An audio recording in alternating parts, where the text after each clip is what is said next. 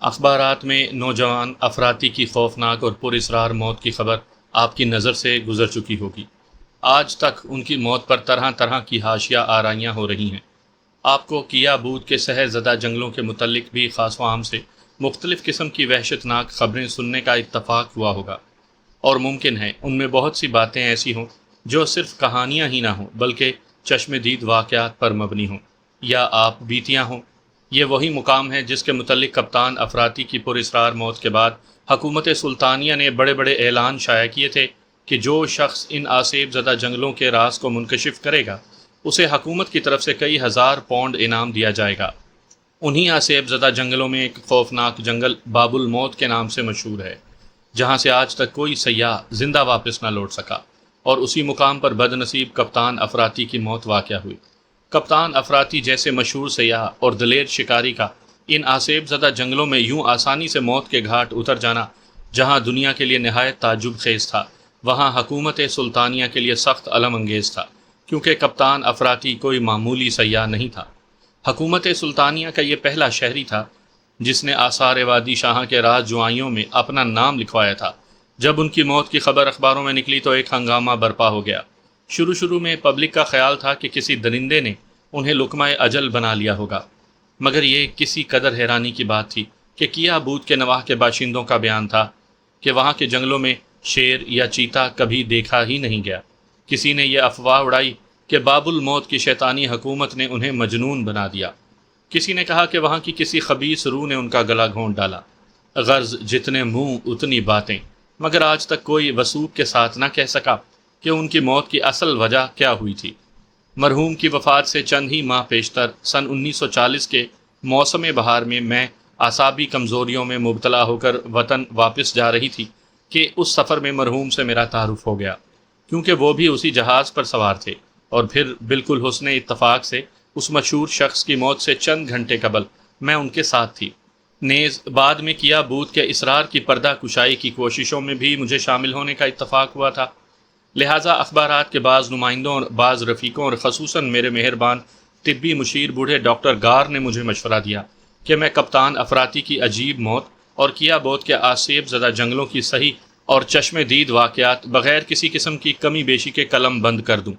مجھے مناسب معلوم ہوتا ہے کہ ان حیرت انگیز واقعات کو افسانے یا کہانی کے پیرائے میں کہنے کے بجائے اپنے ان دنوں کے روزنامچے کے چند اقتباسات یہاں درج کر دوں، جو واقعات کو بغیر کسی قسم کی رنگ آمیزی کے صحیح ترتیب میں بیان کر سکیں۔ تاریخ 2 مارچ سن 1940۔ ہمارا جہاز ریحانیہ روز بروز روہناک کے ساحلوں کے قریب تر ہوتا جا رہا تھا۔ خدا کرے وہ دن جلد آئے جب میں وطن پہنچوں۔ گو اعصاب سخت متاثر ہیں، تاہم اس سمندری سفر نے مجھے بڑا فائدہ پہنچایا ہے۔ بوڑھے ڈاکٹر گار کو اجنبیوں سے راہ و رسم پیدا کرنے میں کمال حاصل ہے۔ میں اس فن سے قطعی لا علم ہوں۔ آج دوپہر سخت گرمی تھی اور ہوا بالکل بند تھی، اس لیے میں عرشہ جہاز پر نکل آئی۔ ایک ڈیک چیئر پر بیٹھی اپنے ایک نامکمل ناول کا مسودہ دیکھ رہی تھی اور سبز موجوں کی موسیقی سے لطف اندوز ہو رہی تھی کہ ڈاکٹر گار ایک اجنبی کو لیے میرے پاس آ گیا۔ میری خوشی کی انتہا نہ رہی جب اس نے میرا تعارف کرواتے ہوئے کہا کہ یہ کپتان افراطی ہیں، مشہور سیاح اور ماہر شکاری۔ حال ہی میں ان کی ایک ضخیم کتاب بمائے تصویر کے درندوں کی زندگی کے نام سے شائع ہوئی ہے۔ میں نے نہایت شوق سے ان سے ملاقات کی اور ان کے سفر کے حالات پوچھے۔ نہایت دلچسپ آدمی ہیں اور کئی خوفناک سفر کر چکے ہیں۔ تاریخ 5 مارچ سن 1940۔ گرمی خوشگوار ہو گئی ہے، تاہم ہم لوگ دن بھر عرشہ جہاز پر رہتے ہیں۔ یا تو میں اپنے اعصاب کی وجہ سے جہاز پر اکتائی رہتی تھی، یا اب جب سے کپتان افراطی سے ملاقات ہوئی ہے سفر دلچسپی میں کٹنے لگا ہے۔ تاریخ 13 مارچ سن 1940۔ کپتان افراطی سے ملنے کے بعد کہانیوں کے کئی پلاٹ میرے ذہن میں گشت لگاتے رہتے ہیں۔ یہ گرم و سرد چشیدہ شخص اپنی سیر و سیاحت کے سنسنی پیدا کر دینے والے واقعات ہر روز گھنٹوں بیان کرتا ہے، اور ان کا ذخیرہ کسی طرح ختم نہیں ہوتا۔ کل رات میں اور ڈاکٹر گار عرشہ جہاز پر 1:30 بجے تک تاروں کی چھاؤں میں بیٹھے کپتان افراطی سے ان کے افریقہ کے سفر کے حالات سنتے رہے۔ نیند پر لگا کر اڑ گئی تھی اور کہانی کا سحر ہم پر پوری طرح طاری تھا۔ اگر مجھے پہلے خیال آ جاتا تو میں ان واقعات کو اپنی طرز میں قلم بند کرنا شروع کر دیتی۔ کپتان افراطی ہی کے سادہ اور بے ساختہ انداز میں لکھ لیے جاتے۔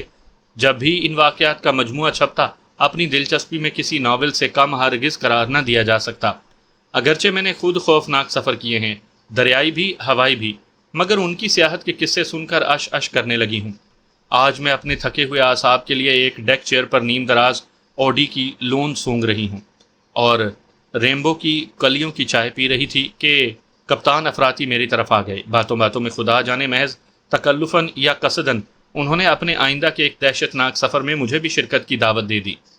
انہوں نے سگریٹ سلگاتے ہوئے دفعتاً مجھ سے سوال کیا، آپ کو کیا بود کے سحر آلود جنگلوں کے متعلق کبھی کچھ پڑھنے یا سننے کا اتفاق ہوا ہے خاتون روحی؟ کیا بود کا نام سن کر ہی میں لرز گئی۔ جی ہاں، میں نے کانپ کر کہا۔ کپتان افراطی ہنس پڑے، بولے، پھر آپ نے کبھی اس کا سبب دریافت کرنا نہیں چاہا کہ لوگ وہاں جا کر واپس کیوں نہیں لوٹتے؟ میں کیا بتاؤں کپتان، میں نے تو یہی سنا ہے کہ وہ جنگل آسیب زدہ ہیں، وہاں کے شہر کے مقابل میں انسانی عزم و استقلال بے بس ہو جاتا ہے۔ آج تک کوئی انسان وہاں جا کر واپس نہیں آیا، اسی لیے تو وہاں کے جنگل باب الموت کہلاتے ہیں۔ کپتان افراطی مسکرانے لگے، پھر بولے، خاتون شاید آپ کو حیرت ہو کہ اس سال میں کیا بود کے جنگلوں میں جانے کا پروگرام بنا رہا ہوں۔ اف معبود، میرے منہ سے نکلا، اور نیبو کی کلیوں کی چائے کا ایک گھونٹ لے کر میں نے جملہ ختم کیا، اپنے اس خوفناک ارادے سے باز آ جائیے۔ مگر کپتان کہنے لگا، میرا تو مصمم ارادہ ہو چکا ہے خاتون، یہ میری زندگی کی تمناؤں میں سے ایک ہے، اور اب اس تمنا کو میں ارادہ بنا چکا ہوں۔ میں چاہتا ہوں کہ لوگوں میں باب الموت کے متعلق جو غلط اور پراسرار افواہیں مشہور ہیں کہ وہاں کے پتے پتے پر سحر کیا گیا ہے، یا بدروحوں نے وہاں اپنی حکومت قائم کر رکھی ہے اور وہاں کسی انسان کو زندہ نہیں چھوڑا جاتا، انہیں ہمیشہ کے لیے دور کر دوں تاکہ ان تہمات کا خاتمہ ہو جائے۔ میں اس کی ہمت پر اش اش کرنے لگی۔ مبارک خیال ہے، یہ تو ایک کارنامہ ہوگا۔ میں خود کئی دفعہ دوران سیاحت میں خانہ بدوشوں کے جزیروں میں پھنس چکی ہوں، مہاجری کے صحراؤں میں بھی ایک دفعہ مجھے ٹھہرنا پڑا، مگر یہ سب کچھ اتفاقاً ہوا، نہ کہ قصداً اور ارادتاً۔ کئی دفعہ تو میرا ہوائی جہاز بگڑ گیا اور مجھے مجبوراً خوفناک جنگلوں میں اترنا پڑا۔ اگر آپ زندہ آ گئے تو انشاءاللہ میں بھی کبھی ان عجیب و غریب جنگلوں کی سیاحت کے لیے نکلوں گی۔ کئی دفعہ خیال ہوا کہ ہوائی جہاز میں اس جنگل کے گرد گھوم آؤں، لیکن سنا ہے کہ یہ کوشش بے سود ثابت ہو چکی ہے۔ وہاں کچھ دکھائی نہیں دیتا، درخت اتنے گھنے ہیں کہ زمین پر نظر نہیں پڑ سکتی، پھر پہاڑ اتنے بلند ہیں کہ ہوائی جہاز ہر وقت ٹکرا کر چور چور ہو سکتا ہے۔ آپ میرے ساتھ کیوں نہیں چلتی خاتون روحی؟ کپتان نے دفعتاً سوال کیا۔ اس سوال پر مجھے ایک اندرونی مسرت کا احساس ہوا، تاہم ذرا سے تأمل کے بعد میں بولی، میں سیاحت سے تو نہیں گھبراتی، البتہ باب الموت کے سلسلے میں جو دہشت خیز خبریں اخباروں میں گزشتہ سال پڑی ہیں ان کی وجہ سے تأمل سا ہوتا ہے، اور پھر اس بارے میں میرے اعصاب بھی مجھے تکلیف دے رہے ہیں۔ لیکن اگر آپ ساتھ تجربہ کار سیاح مجھے اس سفر میں شرکت کی دعوت دیتا ہے تو مجھے اصولاً انکار نہیں کرنا چاہیے، میں تو اسے اپنی خوش بختی سمجھوں گی۔ اچھا، اگر آپ روانگی سے چند ہفتے قبل مجھے اطلاع بھیج دیں تو ممکن ہے کہ میں چل سکوں۔ آپ کب تک روانہ ہونا چاہتے ہیں؟ کپتان افراطی نے مستدی کے لہجے میں کہا، بس اپریل کے آخر یا مئی کے شروع میں۔ اتنی جلدی؟ میرے منہ سے نکلا۔ جی ہاں، جس وقت میری طرف سے آپ کو اطلاع پہنچے اسی ہفتے آپ چل پڑیے گا۔ بہت اچھا، میں نے کہا۔ مجھ سیر و سیاحت کی دل دادا عورت کے لیے اس سے بہتر موقع اور کیا ہو سکتا تھا کہ کپتان افراطی جیسے مشہور سیاح کی رفاقت میں سفر کی عزت حاصل ہو۔ خیالی دنیا میں آج تمام دن میں اپنے سیاحت نامے کا ایک نیا اور دلچسپ باب مرتب کرتی رہی۔ ہماری باتوں کے دوران میں بوڑھا ڈاکٹر گار اپنی نسوار کی ڈبیا پر حسب عادت چٹکی بجاتا ہوا ٹہلتا ہمارے قریب آیا اور بولا، میں مخل تو نہیں ہوا، میرا خیال ہے یہاں حسب معمول جنگلوں اور صحراؤں کی سیاحت کا ذکر جاری ہوگا۔ ہاں، میں نے کہا، ڈاکٹر تم نے سنا، آئندہ کپتان افراطی کا ارادہ باب الموت کے اسرار کو معلوم کرنے کا ہے۔ یا معبود تیری پناہ، کیا بود کے نام سے بوڑھے ڈاکٹر کے رونگٹے کھڑے ہو گئے، کیونکہ گزشتہ سال وہ اخبارات میں اس سلسلے میں جانے والوں کی اموات کی فہرست نہایت باقاعدگی سے پڑھتا رہا تھا۔ کسی قدر سہم کر کہنے لگا، نوجوان کپتان، کیا اپنی زندگی سے بیزار ہو چکے ہو؟ میں ہنس پڑی، اور تم نے یہ نہیں سنا کپتان صاحب نے ازراہ نوازش اس سفر میں مجھے بھی مدعو کیا ہے، اور میں نے وعدہ بھی کر لیا ہے کہ ان کے ساتھ چلوں گی۔ عجیب خیالات ہیں، بوڑھے ڈاکٹر نے پریشان ہو کر کہا۔ میں تو کیا بود کا نام سن کر لرز جاتا ہوں۔ کیا زندگی اتنی ارزاں چیز ہے بیٹی روحی؟ نہیں ڈاکٹر، میں کہنے لگی، جبھی تو ہم اسے ایسے قیمتی کاموں میں صرف کرنا چاہتے ہیں۔ فرائض لامحدود ہیں اور زندگی محدود، لہٰذا ایک لمحہ بھی بیکار نہیں گنوانا چاہیے۔ کپتان صاحب وہاں جا کر ان تہمات کا خاتمہ کرنا چاہتے ہیں جو عام طور پر باب الموت کے متعلق مشہور ہیں۔ افضل الشغل من الناس، مگر ڈاکٹر غار ان باتوں سے بے چین ہی رہا۔ تاریخ 12 اپریل سن 1940۔ آج کی ڈاک میں کپتان افراطی کا خط وصول ہوا۔ اسے دیکھ کر مجھے یقین ہو گیا کہ انسانی ارادہ چٹان کی طرح مضبوط اور اٹل ہوتا ہے۔ اس خط نے میرے تمام پروگرام تل پٹ کر ڈالے۔ اس نے لکھا ہے، اتفاق سے باب الموت کے سفر کا پروگرام وقت سے کسی قدر پہلے بن گیا ہے، چونکہ آپ نے وہاں کے سفر کا نہایت اشتیاق ظاہر کیا تھا اور مجھ سے از راہ عنایت وعدہ بھی کر لیا تھا کہ آپ اس سفر میں میرے ساتھ چلیں گی۔ اس لیے ملتجی ہوں کہ آپ ایک ہفتے کے اندر اندر تیار ہو جائیں اور بندرگاہ کیا بوت پر مجھے آ ملیں۔ اس خط کو دیکھ کر میں مجبور ہو گئی کہ جس نامکمل افسانے کی تکمیل میں ان دنوں میں مصروف ہوں، اسے کسی دوسرے وقت کے لیے اٹھا رکھوں۔ سامعین کرام، آپ سن رہے ہیں ایک خوفناک اردو کہانی جس کا نام ہے باب الموت۔ یہ اس سلسلے کی قسط نمبر 1 ہے۔ مجھے امید ہے آپ کو میری یہ کاوش پسند آئے گی۔ آپ نے اگر ابھی تک میرا چینل کہانی گھر سبسکرائب نہیں کیا تو ابھی میرے چینل کو سبسکرائب کر کے بیل نوٹیفیکیشن آن کر لیجئے تاکہ آنے والی ہر نئی کہانی کی اطلاع بر وقت آپ تک پہنچ سکے۔ تاریخ 22 اپریل سن 1940۔ تمام دن اسباب سفر کی درستی میں منہمک رہی ہوں۔ دماغ چکرا سا گیا ہے، ڈر ہے کوئی ضروری چیز اسباب سفر میں باندھنا بھول نہ گئی ہوں۔ نامکمل افسانوں کے مسودے اور ملبوسات کے علاوہ اس دفعہ کے سامان سفر میں نے دوائیوں کا بیگ بھی شامل کر لیا ہے۔ کل سویرے انشاءاللہ میں کیا بوت کی طرف روانہ ہو جاؤں گی۔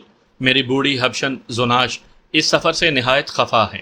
اسے خفا رہنے کی عادت سی ہو گئی ہے۔ بوڑھی مسخری چوہیا۔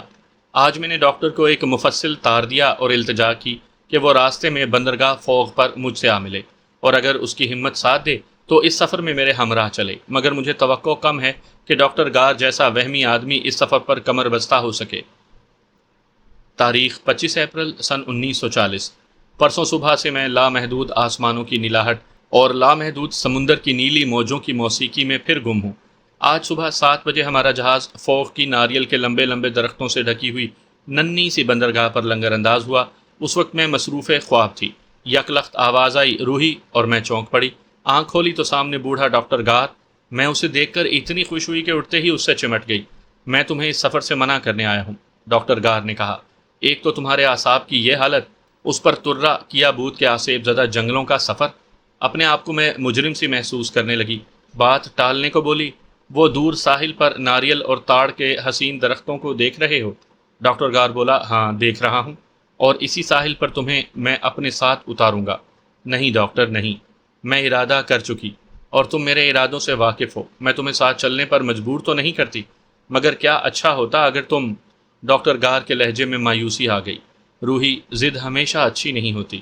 میرا خیال ہے کہ تم مجھے ان صحراؤں میں دفنانا چاہتی ہو۔ کن صحراؤں میں ڈاکٹر؟ کیا بوت کے؟ توبہ توبہ، دفنائے جانے کا تصور بھی نہ کرو۔ انشاءاللہ ہم زندہ اور کامیاب واپس آئیں گے۔ ناشتہ تو کرو، نیبو کی کلیوں کی چائے۔ جہاز کے چھوٹنے میں نصف گھنٹے کی دیر ہے۔ ڈاکٹر غار نے ناشتہ کیا اور اس تمام وقت میں مجھے کیا بوت کے جنگلات سے متوحش اور خوف زدہ کرنے کی کوششیں کرتا رہا۔ آخر جب جہاز نے سیٹی بجائی تو میں نے کہا، ڈاکٹر خدا حافظ۔ خدا حافظ، ڈاکٹر غار نے کسی قدر خشکی سے کہا اور یک لخت مڑ گیا۔ پھر لمحہ بھر ساکت کھڑا کچھ سوچتا رہا۔ ناگہاں کہنے لگا، تمہاری ضد ناکوں چنے چبوائے گی۔ معلوم ہوتا ہے کہ میرا پیمانہ زندگی چھلک پڑنے کو ہے۔ کیوں کیا؟ میں نے حیران ہو کر کہا، کیوں کیا؟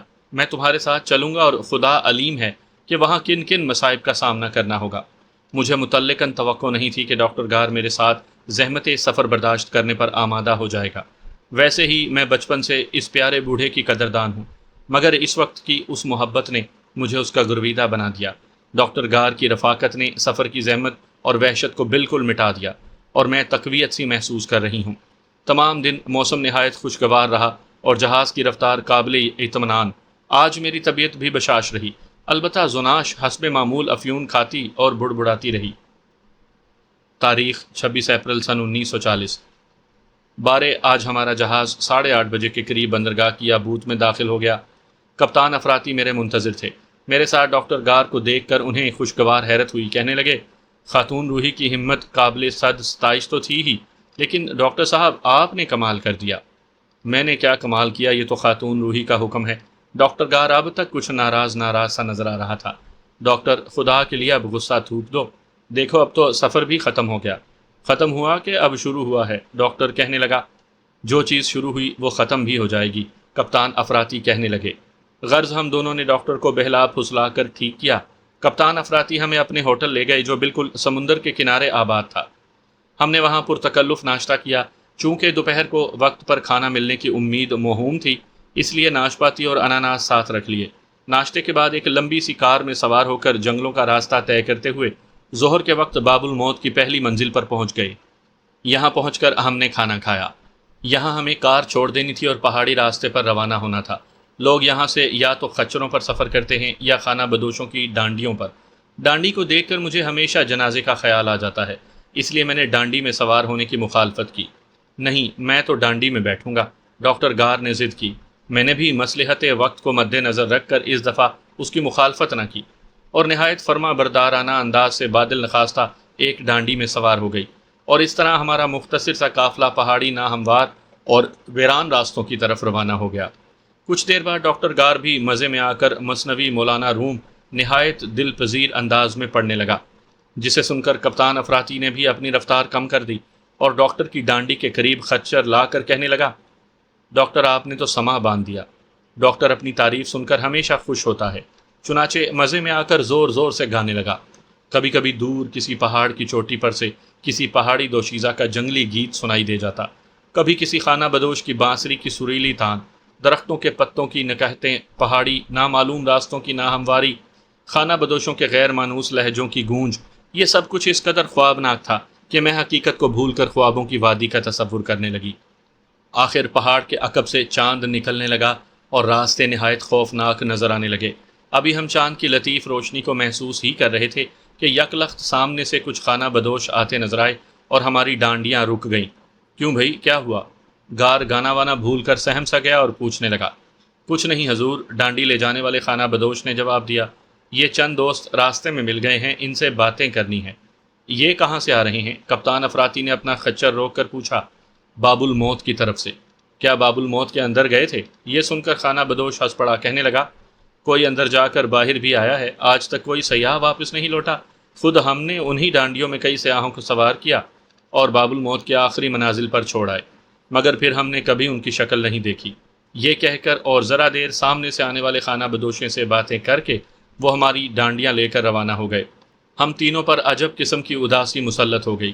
کیا موت کی بے پناہ کشش ہمیں کھینچ کر وہاں لے جا رہی تھی؟ کیا یہ واقعی ڈانڈیاں نہیں بلکہ جنازے تھے؟ میں نے اپنے دستی بٹوے میں سے اوڈی کولون کی شیشی نکالی اور سونگنے لگی، کیونکہ دہشت نے میرے اعصاب سن سے کر دیے تھے۔ نامعلوم ہم سب کب تک خاموش رہے۔ بڑی دیر بعد دیکھا تو آسمان پر گونگے چاند کا چہرہ زرد نظر آیا، اور پھر کچھ دیر بعد دور گنجان درختوں سے ڈھنپے ہوئے اونچے اونچے پہاڑ ایک پراسرار سکوت میں چپ چاپ کھڑے نظر آنے لگے۔ یوں معلوم ہوتا تھا جیسے وہ موت کے فلسفے کو جانتے ہوئے بھی گنگ ہو گئے ہیں۔ آخر جنگل بڑھتا بڑھتا ایک میدان تک آ پہنچا۔ اس جنگل کے کنارے پر کپتان افراطی کے ملازموں نے خیمے نصب کر دیے تھے۔ یہی ہماری منزل تھی۔ ڈانڈیوں سے اترتے ہی ہم نے نیبو اور اناناس کے رس چائے میں ڈال کر پیا اور خیموں کے اندر گئے۔ یہاں ملازموں نے الف لیلہ کسی قندیلیں جلا رکھی تھی جن کے فانوس زرد اور سرخ تھے۔ زوناش فوراً قرآن مجید اور موم بتی کی روشنی میں بآواز بلند اس کی آیتیں پڑھنے لگی۔ ہر طرف ایک دہشت اور افسردگی مسلط تھی۔ آخر ہم اپنی منزل پر پہنچ ہی گئے۔ کپتان افراطی نے مسکرانے کی کوشش کرتے ہوئے کہا، مگر اس شب کھانے پر موم بتی کی تیز زرد روشنی میں نے اچھی طرح دیکھا کہ کپتان افراطی کا چہرہ اترا ہوا ہے۔ انہوں نے کھانا بہت کم کھایا، حالانکہ ہرن کا گوشت بھنا ہوا تھا۔ ڈاکٹر گار کی یہ مرغوب غذا تھی، اس لیے اس نے خوب کھایا۔ اس پر نیبو کا رس پیا۔ میں نے ترش انار کے رس میں پنیر کے چند ٹکڑے بھگو کر کھائے اور مصنوعی حرارت سے پکی ہوئی نارنگیاں۔ کپتان افراطی کل صبح باب الموت روانہ ہو جائیں گے، جو یہاں سے صرف 4 میل کے فاصلے پر واقع ہے۔ اگر خدا نخواستہ کوئی حادثہ پیش آ گیا تو ان کی مدد کے لیے ہم روانہ ہو جائیں گے۔ تاریخ 27 اپریل سن 1940۔ آج صبح کی ناشتے کی میز پر کپتان افراطی موجود نہیں تھے۔ جب میں ان کے خیمے کی طرف گئی تو وہ جنگل کے رخ منہ کیے کھڑے تھے۔ صبح بخیر کپتان افراطی، مزاج شریف؟ وہ مسکرائے۔ نوازش؟ میں نے کہا، آپ پزمردہ نظر آتے ہیں، حالانکہ آج آپ کے سفر کا دن ہے۔ وہ مستدی سے بولے، میرے سفر میں کوئی چیز سدے راہ نہیں بن سکتی خاتون روحی، چہ جائے کہ میری پزمردگی۔ میں آج ضرور روانہ ہو جاؤں گا۔ رات میں نے ایک وحشت ناک سا خواب دیکھا ہے۔ اسی لیے کسی قدر متاثر تھا۔ کیا خواب تھا؟ میں نے پوچھا۔ کپتان کہنے لگے، شب گزشتہ میں نے خواب دیکھا کہ میرا پوسٹ مارٹم ہو رہا ہے۔ یہ کہہ کر وہ اداسی کے عالم میں مسکرانے لگے۔ میں چپ ہو گئی، پھر کچھ وقفے کے بعد بولی، تو گویا رات بھر آپ کی نیند بے چین رہی؟ جی نہیں، بد خوابی تو نہیں رہی، البتہ اس پوسٹ مارٹم کے نظارے نے کچھ مزمحل کر دیا۔ میں کہنے لگی، خواب کا مستقبل سے رشتہ نہیں ہوتا، البتہ اس کی نفسیاتی تعبیر یہ ہو سکتی ہے کہ آپ کی اپنی تمنا یہ ہے کہ اس سفر میں آپ مصائب میں گرفتار ہو جائیں، پھر آپ کی لاش کا پوسٹ مارٹم ہو۔ یہ محض آپ کی اپنی خوابیدہ خواہشات کا ہلکا سا عکس ہے جو آپ نے عالم رویا میں دیکھا ہے۔ محتاط رہیے اور اپنے آپ پر کسی قسم کی مصیبت کو حتی الامکان نہ آنے دیجیے، کیونکہ مصائب و آلام کا شکار ہونا یا نہ ہونا بہت کچھ انسان کے اپنے اختیار میں ہوتا ہے۔ اپنے آپ کو ایذا پہنچانے کی خواہش ہر انسان میں نامعلوم طریق پر موجود ہوتی ہے، اس لیے آپ کو چاہیے کہ اس مہم پر جانے سے پہلے اپنی اس خواہش سے محتاط رہیں اور اپنے آپ کو گرفتار بلا ہونے سے محفوظ رکھنے کی کوشش کریں۔ باقی رہا آپ کا خواب، تو اس کا مستقبل سے اس وقت تک کوئی تعلق نہیں ہو سکتا جب تک آپ کا اپنا ارادہ اس بات کا نہ ہو کہ خواب کو سچا کر دکھائیں۔ کپتان افراطی نے ایک لمبا سانس لیا۔ آپ کی باتوں سے میری تشفی سی ہو چلی ہے خاتون روحی، میں کوشش کروں گا کہ اپنا دشمن آپ نہ بنوں۔ اسی وقت ڈاکٹر گار اپنے خیمے میں سے نکل آیا اور ہماری باتوں میں شریک ہو گیا اور طبی انداز کی گفتگو شروع کر دی۔ شاید مچھروں نے آپ کو سونے نہیں دیا، کونین کھائیے اور آج کا سفر ملتوی کر دیجیے۔ نہیں ڈاکٹر صاحب، کپتان افراطی کہنے لگے، اگر میں آج نہ گیا تو پھر کبھی نہ جا سکوں گا۔ اس گفتگو کے بعد ہم نے چائے پی۔ چائے کے بعد کپتان افراطی اپنے خیمے میں چلے گئے اور تھوڑی دیر بعد شکاری لباس زیب تن کیے لوٹ آئے۔ اس وقت ان کا چہرہ بہت بشاش نظر آنے لگا۔ میں آج باب الموت کی دوسری منزل پر پہنچنے کی کوشش کروں گا اور پوری امید ہے کہ کل دوپہر تک باب الموت کے اندر داخل ہو کر وہاں کے حالات معلوم کر سکوں گا۔ آپ لوگ پرسوں صبح میرا انتظار کریں۔ ہم دونوں نے کپتان افراطی کو دلی دعائیں دی۔ بندوق اور کارتوسوں کی پیٹی سنبھال کر انہوں نے ہم سب سے باری باری مصافحہ کیا اور جنگل کی طرف روانہ ہو گئے۔ میں، ڈاکٹر گار اور سب ملازم اور کئی خانہ بدوش بھاری دل اور ملول نظروں سے انہیں اس وقت تک تکتے رہے جب تک کہ جنگل کے اندھیرے نے انہیں ہماری نظروں سے اوجھل نہ کر دیا۔ اس وقت خانہ بدوشوں نے ایک پہاڑی گیت شروع کر دیا جس کو سن کر میں بے چین ہو گئی۔ یہ درد و غم میں ڈوبا ہوا نغمہ تھا۔ جب ہم نے اس موقع پر گانے کی وجہ پوچھی تو خانہ بدوشوں نے کہا کہ اس گیت کا نام موت ہے، اور جب کوئی سیاح ان جنگلوں میں جانے لگتا ہے تو اس وقت یہیں یہ گیت گایا جاتا ہے۔